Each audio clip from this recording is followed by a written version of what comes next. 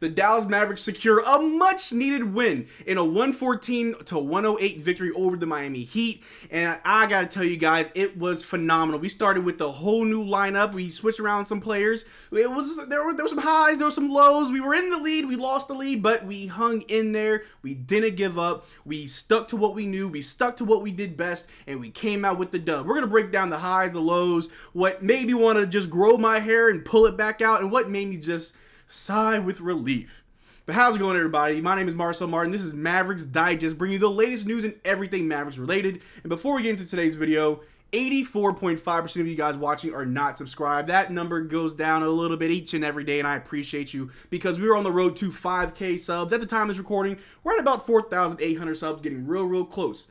And so when we get to 5K subs, I'm going to start going live for every Mavericks game. We're going to do live watch-alongs. So if you can't watch it at home, you can watch me. Watch the game. I'll give you my live commentary, my play-by-play, everything. So make sure you subscribe. But let's talk about tonight's game, where we just started horrible. Got into a big deficit to the Miami Heat early in the first quarter, where they were just hitting shots back to back. We just couldn't defend the perimeter. And then they wanted to cut into the interior. They were finishing at the rim, and our defense looked just lost. And very early in this game, I thought that the team was still kind of just giving up. You know, we saw what happened in the last game against the Pacers, where things just kind of fell apart, and I felt like there was a little bit of a hangover from that, where the guys are still just not into it. But they proved me wrong. That second quarter, they had excellent defense. That everything just tightened up. We didn't quite get the lead, but we were fighting in there. We were hanging in there. We didn't give up. Luka wasn't hitting all his shots early in the first quarter, but he got it going. Kyrie got it going. PJ Washington had a really good first half. Daniel Gafford brought energy and defense in the first half. It was amazing. The guys were looking good, but we still went to halftime down. But that third quarter, the third quarter was when everything changed, man. We were playing good defense. We were scrappy. We got a lead. We lost the lead, but we hung in there in the third quarter. We made it known that, hey, we're here. We're tired of losing. We're better than what we've been. It's our game. We're home. It's our home. In the fourth quarter, it was over. It was wraps. Dante Exum down the stretch. You could put money on it. He is good. He is going to get you what you need when you need it. But real quick, before I get ahead of myself, let's go into the box score for the Dallas Mavericks, top to bottom. We got PJ Washington, had 10 points, 1 block, 1 steal, 1 assist, and 8 rebounds, with 4 of those being offensive rebounds. He was only 1 of 6 from 3, but he's getting it there. I still enjoy watching PJ Washington play. His defense and his offense, it's all there. I love it. Derrick Jones Jr., only 1 point, 1 assist and 2 rebounds, but he only played 12 minutes. He wasn't really doing too hot, so had to pull him out. Daniel Gafford finished the game with 12 points, 1 block, 1 steal, 7 rebounds, with 2 of those being offensive rebounds. Kyrie Irving finished the game with 23 points, 1 block of his own, 1 steal, 4 assists, and 4 rebounds. And Luka Doncic, Luka Magic, the 35-point triple-double with 1 steal, 11 assists, 11 rebounds. He had 4 turnovers, but that's fine. It's okay. And off the bench, where I'm not too mad about our rotations, I think the minute distribution off the bench was fair. Even you can argue that maybe Maxey or Tim had too many minutes, but if you look at the plus-minus box, everybody except for Josh Green was a plus off the bench. Maxey was a plus 16 with 3 points, 2 blocks, 1 assist, 4 rebounds. He was playing great defense on Bam down the stretch in the last 2 minutes. I loved it. Tim Hardaway Jr., we've all been pretty down on Tim lately. I feel like this was a more contained game for Tim. Had 11 points. He was a plus 7. He had 1 assist, 1 rebound. He shot 2 of 6 from 3, 3-11 from the floor. He did go down with a nasty hit to the head, and I'm not, going to celebrate anybody getting injured, especially my own players, but I'm glad that he's doing good. Derrick Lively, 4 points, but he was a plus 17, had 1 assist, 2 rebounds. He also had a little bit of a knee injury at the end of the game there with Bam Adebayo. He was limping off, and as of now, there are no reports, but hopefully he's okay as well. Josh Green, not a really good game for him. He had 2 points, 1 steal, 2 assists, 2 rebounds. And Dante Exum, the man of the hour, was a plus 16 with 13 points, 5 assists, and 4 rebounds, 2 of 2 from 3. And you just love to see it. Those guys were just balling. Like I said, Dante Exum, the last 3-4 minutes of the game, Dante was on fire. Just the extra passing, the defense, just the length of Dante was just amazing. The ball movement that the Mavericks displayed tonight, I was like, who are we? This looks like the Spurs in the early 2000s. The ball was going everywhere. We're getting to the open man, getting good looks and good shots, and I was happy. Can't be too mad about it. The team looked good. It wasn't perfect by any means. It wasn't our best game. And you can say the Miami Heat, they're above 500 team. They're going to be in the playoffs, but they're also that sneaky team where if they're the 8th seed, they showed you they can make it to the finals. So still, the win is much appreciated. They didn't have Tyler Hero, but it doesn't matter who's in front of you. You got to win regardless. But like I said, it wasn't a perfect game. The Mavericks have a lot that they need to tighten up, especially on defense, especially starting our games. You don't want to have to fight back every single game. But if you do, and if you can, I ain't too mad at it. So let's look at the Miami Heat box score. Duncan Robinson had 19 points, 2 assists, 4 rebounds. Nikola Jovic had 4 points, 2 turnovers, 1 assist, and 2 rebounds. Jimmy Butler finished the game with only 14 points. He had 6 turnovers, 2 steals, 5 assists, and 4 rebounds. Bam Adebayo finished the game with 14 points, 3 steals, 5 assists, and 9 rebounds. And scary Terry Rozier had 27 points, 1 steal, 11 assists, 6 rebounds, and no turnovers. Shout out to Terry Rozier. Scary Terry is a real thing. He was hitting big shots late in the game where I'm like, man, I've seen this one too many times before playing against Terry Rozier, whether he was on, now in the Heat, but before on the Hornets or even on the Celtics, man. Terry Rozier in the clutch. Yeah, you got to make sure that you defend him because he was getting those shots off. But it just wasn't enough because who won? We won. Thanks to Luka Doncic putting up another 35-point triple-double, which is like the longest streak in NBA history. My man's up there. He's putting up those numbers. And for anyone who says Luka's a ball hog, Luka needs to get his team more involved. If Luka were to do less, I don't think we'd win more games.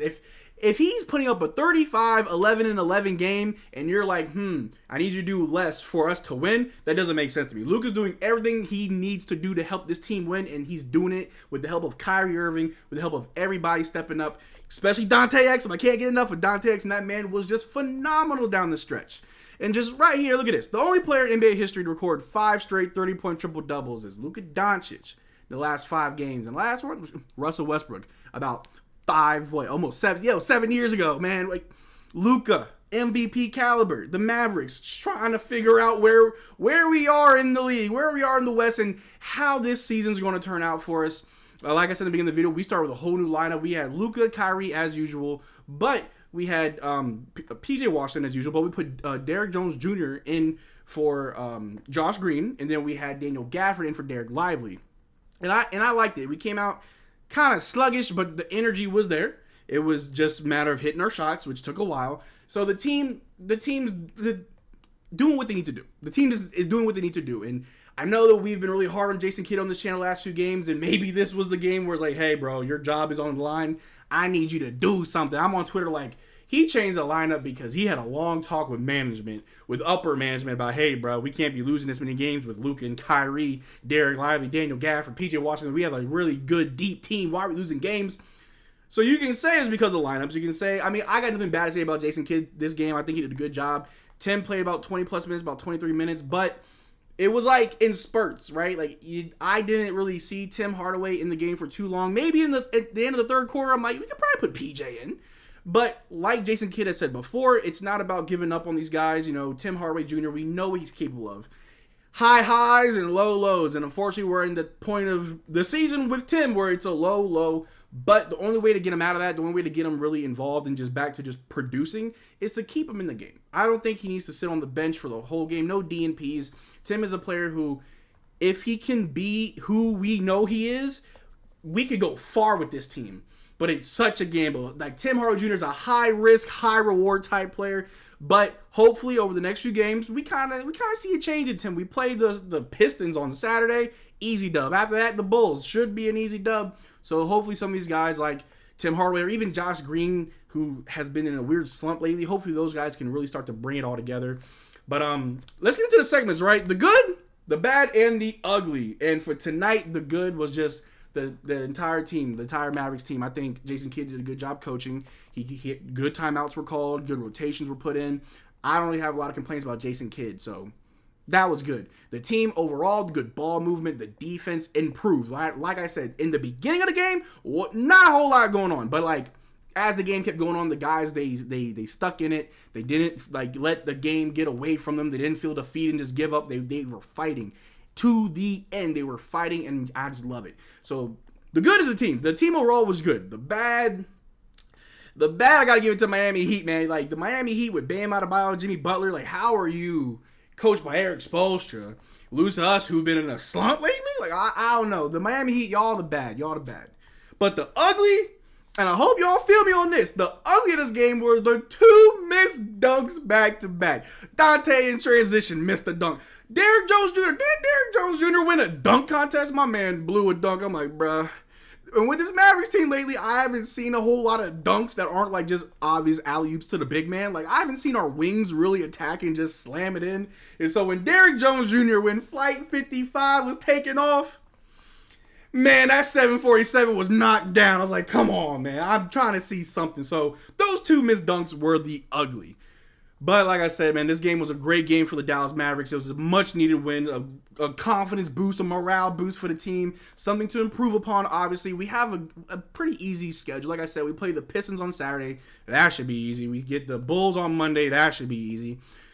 These are the games where we can improve upon. These are the games where we can really just tighten up those loose bolts and nuts before the playoffs and just try to make the best out of it. Because honestly, with the way that is right now, we're most likely in the play-in. We're not going to see that 6th seed. I don't think it's possible. We're going to be in the play-in. So we got to be ready. We got to have our lineup set. We have our rotation set. Our defense is set. We have to be prepared. Because either we play whoever is the 7th seed, we got to play them in a one-on-one. If we lose, we're playing against the Warriors or the Lakers. And even though both teams are kind of mid this season, not the team you want to see in a play-in situation where in that one game they can just turn it up and treat it like a Game 7 of the finals, which both teams have a lot of experience in. So we got a lot of work to do, but it was good to see that we got away with the dub, and I just love to see it. And the last thing I want to show you guys, your boy was out there yesterday just chopping up with Derrick Lively. You know, I told him I'm going to need a few blocks tomorrow, bro. He said, hey, man. You with Mavs Digest, I got you. You know, he knows who I am. You know, I'm not saying I'm a celebrity or nothing, but I'm known around here, especially in the locker room with the guys. They watch my channel. But it was really cool to see Derrick Lively. I also got a signed basketball. That was what I was holding. He signed it right there. Yeah, can see it there. Yeah, really cool stuff. Really cool stuff.